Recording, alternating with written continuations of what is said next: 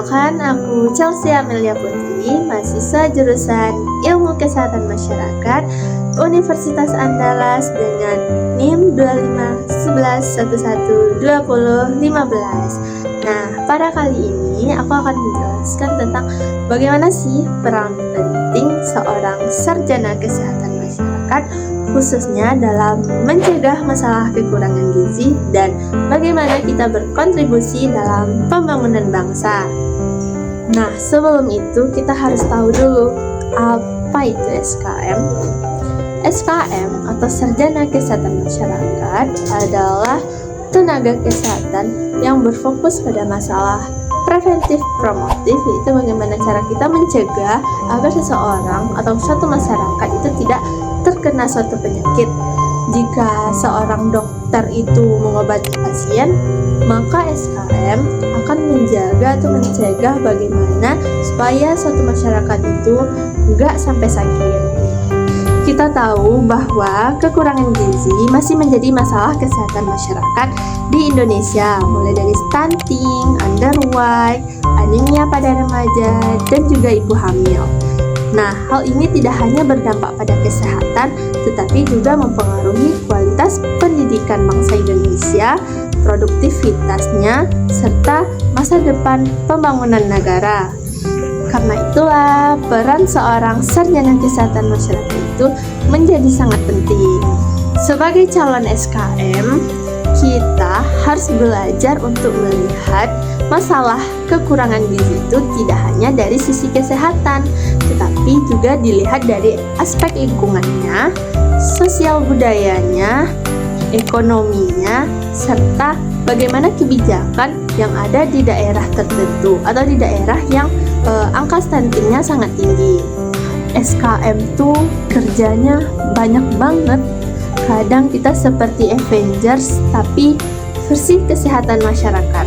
Beberapa peran SKM dalam mencegah masalah kekurangan gizi yaitu yang pertama, edukasi gizi pada masyarakat. Nah, SKM itu akan melakukan atau memberikan penyuluhan kepada keluarga, remaja, bahkan ibu hamil tentang bagaimana pola makan seimbang, makanan lokal, dan juga bagaimana praktik pemberian makanan yang benar. Walaupun kadang sering ditanya hal-hal yang aneh seperti, "Kak, sayurnya boleh diganti cilok aja nggak?" Jawabannya enggak ya, no ya. Nah, itu satu lagi kuncinya, bahwa kita sebagai SKM itu dalam melakukan penyuluhan itu harus ekstra sabar, harus sabar. Kita harus bisa memaklumi hal-hal yang akan terjadi di luar ekspektasi kita. Kedua, pengumpulan dan analisis data. Kita sebagai seorang SKM, sarjana kesehatan masyarakat, akan terlibat dalam melakukan survei masalah kesehatan seperti monitoring gizi balita, dan juga kita akan melakukan identifikasi terhadap suatu wilayah yang beresiko tinggi terkena suatu masalah kesehatan. Dan ya, kadang Excel adalah teman, sahabat, serta musuh sejati bagi seorang SKM. Yang ketiga, pendampingan program. Nah, seorang SKM itu memiliki peran penting juga dalam pendampingan program kesehatan seperti posyandu, PMT, dan juga intervensi berbasis sekolah dan juga desa. Yang keempat, sebagai advokasi dan promosi kesehatan. Sebagai seorang SKM, mereka itu akan mendorong pemerintah daerah, tokoh masyarakat, serta lintas sektor untuk mendukung program kesehatan yang dilakukannya seperti dalam penanggulangan masalah kekurangan gizi. Jadinya mereka semua akan terlibat sehingga kita bisa mencapai derajat kesehatan setinggi-tingginya.